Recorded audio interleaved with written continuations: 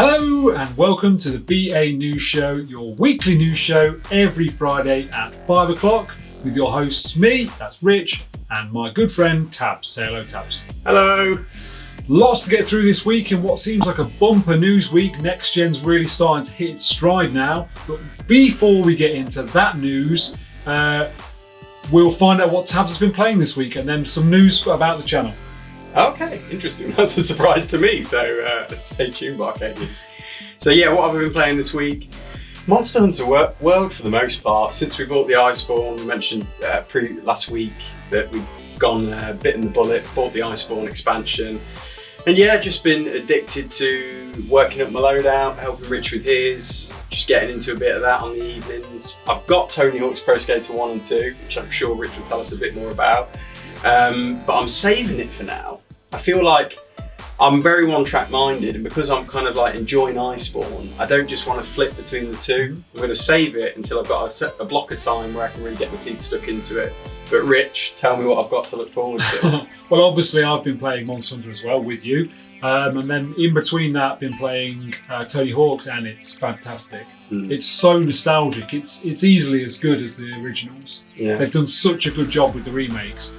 And I have put quite a bit of time into it, fair. I'm probably 50% through 1 and 2, I would say. Decent. So I've put quite so a you're bit of mixing time it up into between both? Yeah, so the missus prefers 1, I prefer 2, so we've been sort of mixing, matching, you know, here and there. So I love the fact that it's 2-minute blast, and it's just like, I love that it really concentrates the mind into something that you don't get oriented. Yeah, that you don't really get in open world. So I really enjoy that. So yeah, it's been a fun week in that respect. It's such a fun game to play. So yeah, you're gonna love it, mate. Honestly, you're gonna love it. Anything you're not happy with in the game that you'd like to see better? To be fair, there's nothing I don't like really. I like the fact they've added, because I think the original Tony Hawk's, there wasn't as much to do on the levels, and they've added some sort of additional things to do that were in Tony Hawk's Pro Skate 2 to the first one, some collectathons and that kind of thing, which has kind of padded that out a little bit. So yeah, I think it's been done well. It's fantastic. Good. Let us know what you're playing, BArcadians, and without further banging on, Rich. And just a little bit of news on the channel. So I'm away next week, so Tabs is going to be doing the news on his own next week, and I'm sure that will be smooth sailing all round. Panic-stricken Tabs incoming. And then the following week, you're away, so unfortunately, BArcadians, you've got to deal with me for the week alone. But rest assured, the following week we'll be back together, kicking. Just in case you want to know, we're both going on holiday separately, of course. So yeah, that's the reason why. Yeah, it's going to be cool. Be a challenge for us. Absolutely. So let's get into the news. So firstly, obviously, we're going to start this week with Next Gen news. So what news have we got for Next Gen? Well, Xbox finally gets the price and plan. So Microsoft have confirmed that the Xbox Series X will retail for $599 US, £449 in the UK, and $749 Australian dollars. Both the Xbox and so both of the Series X and the Series S will be released on November 10th. Yeah. And pre-order is going to open later on this month on September the 22nd. Both consoles will join the Xbox All Access program, a subscription service that gets you the console and the Xbox Game Pass Unlimited membership, Ultimate membership, sorry, with the Xbox Series X in at $34.99 US, $28.99 a month, and the Series S at $24.99 US and $20.99. That's a monthly subscription.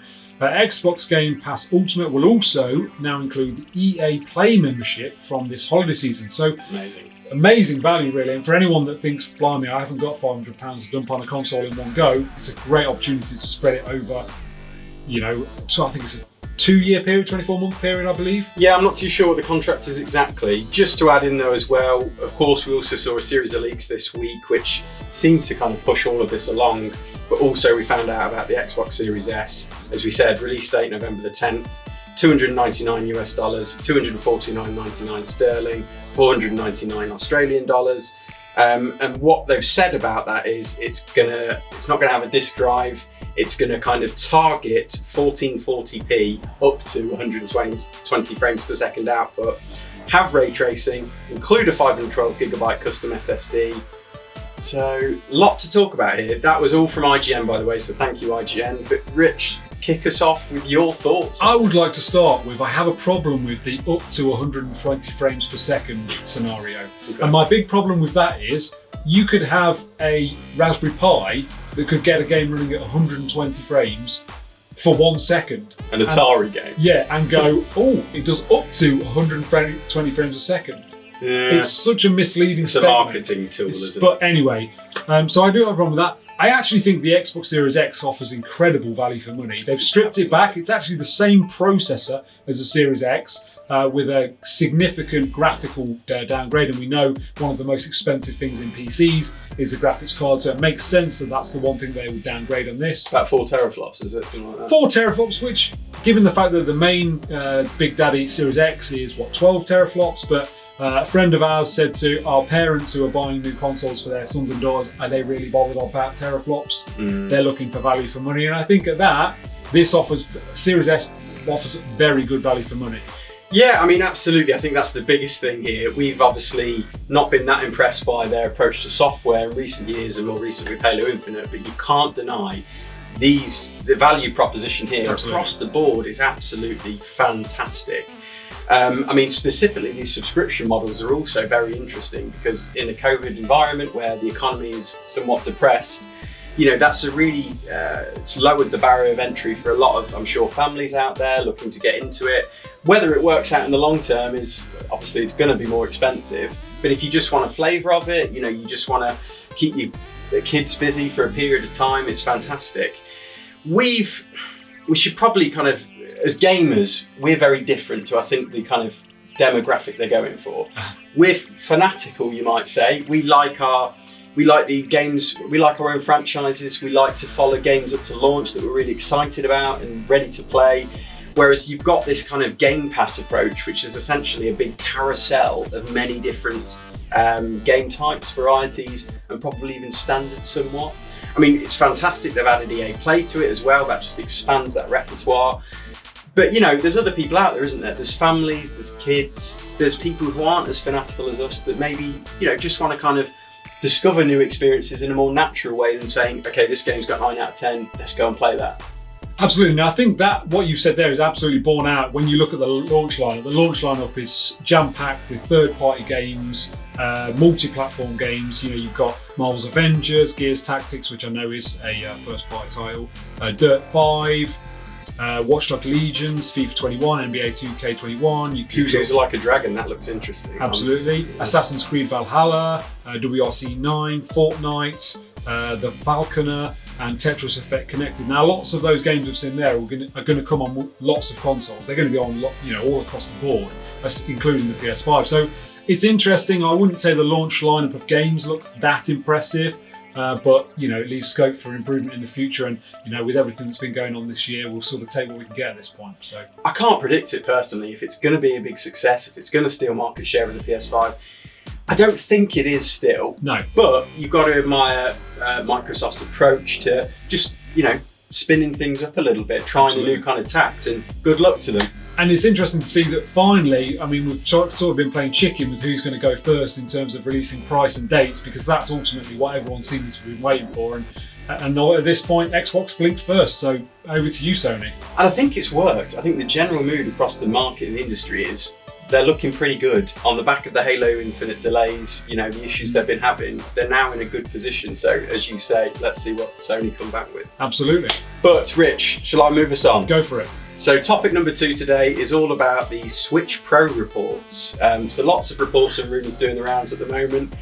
One specifically in Bloomberg basically cites that several outside game developers speaking anonymously said that Nintendo has asked them to make their games 4K ready, suggesting a resolution upgrade is on its way.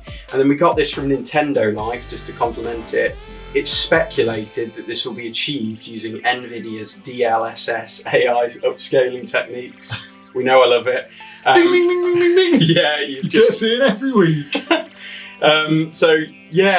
Rather than pure 4K output. So essentially, that process grants high resolution visuals with little in the way of performance hit. I think it's about 25% of the performance it takes to achieve that resolution normally.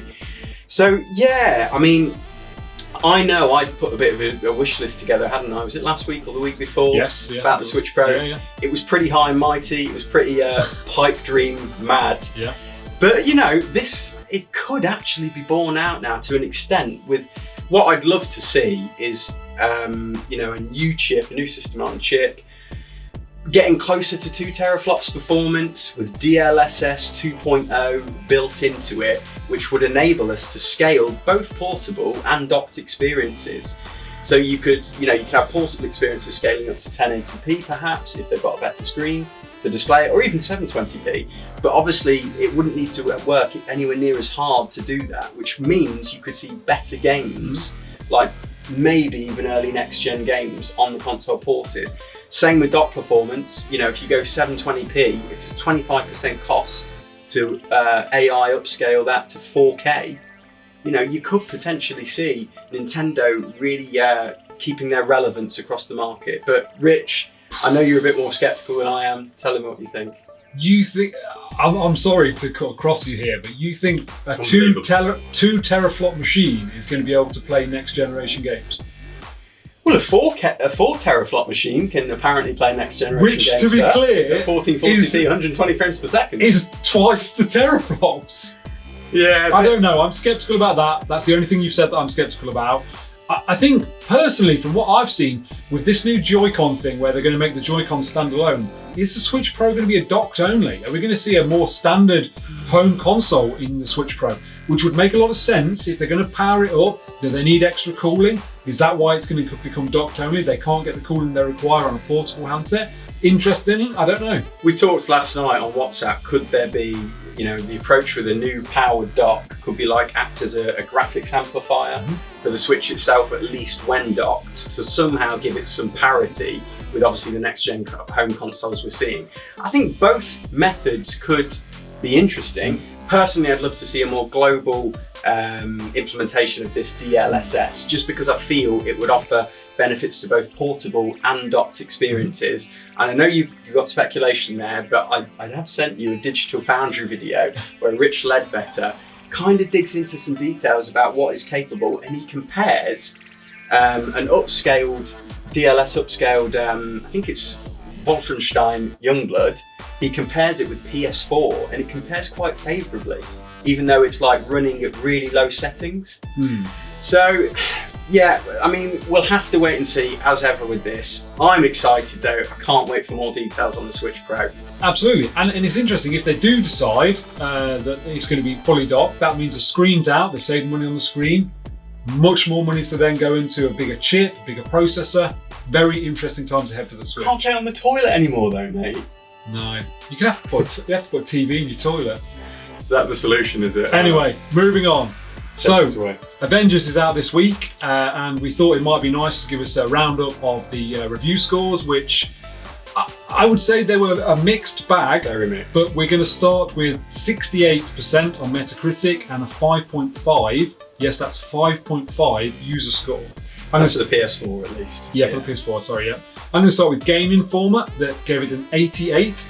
Avengers is in great shape right now, dazzling with its story and action. I'm hooked on the end game content that is available now, and I want to see just how powerful these heroes can become after leveling them completely.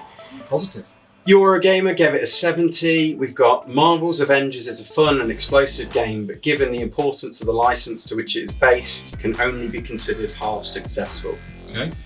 Trusted Reviews gave it a 70 and said, Marvel Avengers has proven to be a pleasant surprise, even if its live service identity arguably hinders the true potential of its world, story and characters. Engaging combat and rewarding progression have established a solid foundation for Crystal Dynamics to build upon. We're starting to slip now. Destructoid gave it a 60. When Avengers isn't getting in the way of itself with its tacked-on campaign, it's a bit of silly arcade fun. If a lot of these concerns are answered via post-launch patches and the DLC characters are fun to play, there's plenty of room for improvement with Avengers. A Metro gave it a 50. Wow. A jumbled mess that's trying to be at least 3 different types of games at once, drowning out the enjoyable combat with a tsunami, a repetition and meaningless loot. And wow. Finally, we've got Kotaku No score, but they said Marvel's Avengers isn't the best comic book game out there, but it's certainly the best team-based comic book game I've played. It's not simply that it gathers iconic heroes together and lets me become them, but that each one of them is equally enjoyable. Wow, so a real mixed bag, but you would say overall it's a 6-7 out of 10, isn't it? It sounds like it has some issues with possibly pacing and just generally what you're doing in the game. There's lots of busy work, which maybe is not what you want to be doing when you're playing a superhero game, but I think it has a place and some people will really, really enjoy this game. Me personally, I won't be getting it. What about you, Tabs? I tend to agree. I think the beta impressions weren't great and they've obviously recovered some ground. From what I've heard, the campaign is more engaging than first thought. Specifically, is it Kamala Khan, the character? I think with the rubber arms. Oh, right, yeah. She adds a lot of kind of soul to the story from what I've read. But yeah, as Rich points out, hugely repetitive in areas. And it's just this looter model that it's been squeezed into. For me, yeah, it's not something that I'm going to be playing at all. But BArcadians, let us know if you disagree, if you're excited for it, if you're playing it right now. And Rich, everything else. So everything else, bumper everything else, there's quite a lot of bits and bobs to get through. So firstly, Xbox Game Pass for PC finishes beta and is set to double in price from the beta. The beta was $4.99 or £3.99 a month, and the final cost is going to be $9.99 or $7.99. Which, if you not good for us. Yeah, I was going to say if you've paid in for the Xbox Game Pass as it's on its beta, it's a bit of a shame that the price is almost doubling. So EA Play included now? Is that part of it? No, I don't know. It might be on the back of that news from earlier on, but we'll have to see on that. New Cyberpunk event coming next week. Night City Wire Part 3. Can't wait. Well excited. Absolutely.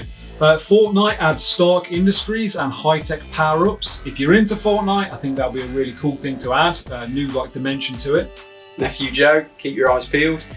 On that theme, Epic and Nintendo have teamed up to bring a Fortnite-themed Switch, which looks cool. According to Rich's writing, I've not seen it, but I'll take his word. We're filming this on a Thursday, as I think we mentioned all the time. But Ubisoft tonight have got an 8 PM event, and they're going to apparently show new details of Assassin's Creed and Watch Dogs Legions. So it'll be interesting to see what comes out of that. I'm hoping for good things from there because we aren't that far away from the next gen release now. This is it, and I think heavily leaked today is Prince of Persia: Sands of Time remake for those fans of that series, as I was. Interestingly, Rockstar Support have been telling fans to stay tuned for GTA 6 updates on Twitter. Really? I didn't know that. Don't think there's much in this, but could be significant. It's interesting. So basically, someone has wrote to them on Twitter to say, please give us some details about GTA 6, and the support basically said, stay tuned for our Twitter channels to get any news about GTA 6. So I don't think there's a lot in this, but some more of a deflection. Yes, obviously some news articles are saying that potentially this could mean, there's going to be some news coming down the line. I think this is more about just a generic thing to say to stay tuned to our Twitter feed. Don't hold your breath then, guys.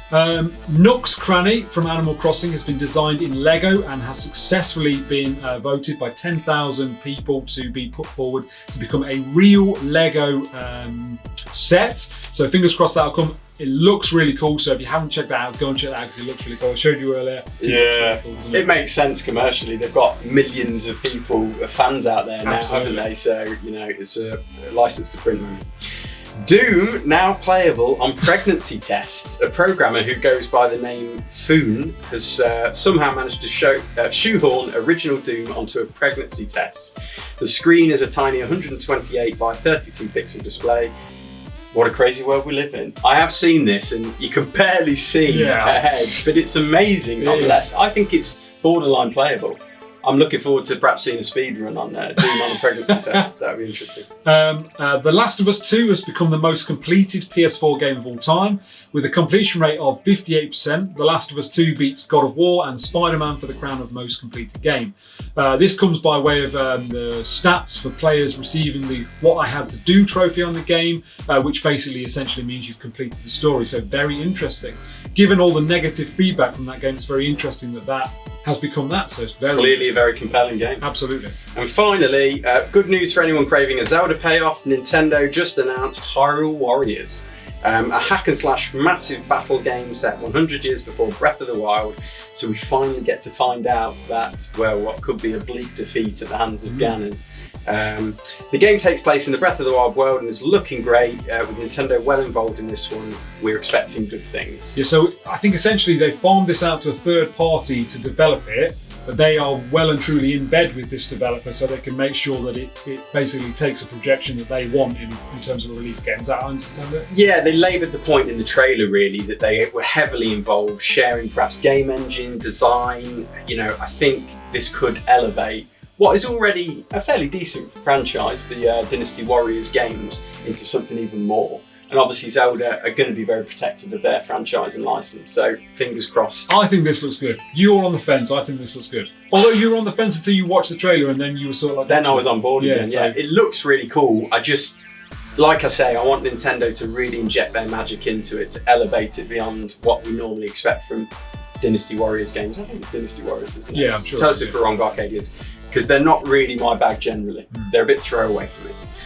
But anyway, that's the news, BArcadians. We've whipped through it this week, planning to get through. We hope you're excited for everything to come. I think we may well see PlayStation 5 pre-orders start next week, or at least some information about it. I hope so, because this week all I've been doing is pulling my hair out waiting for it. Or debating buying an $8,000 solid gold PS5, apparently.